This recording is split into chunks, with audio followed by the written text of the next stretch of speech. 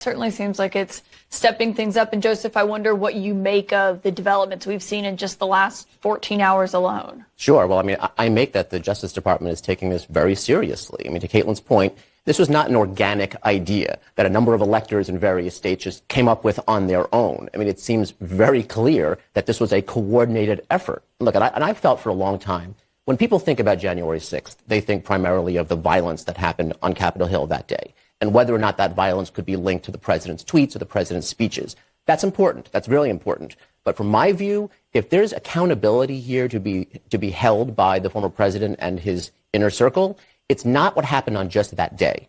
It's what happened in the weeks and months leading up to it.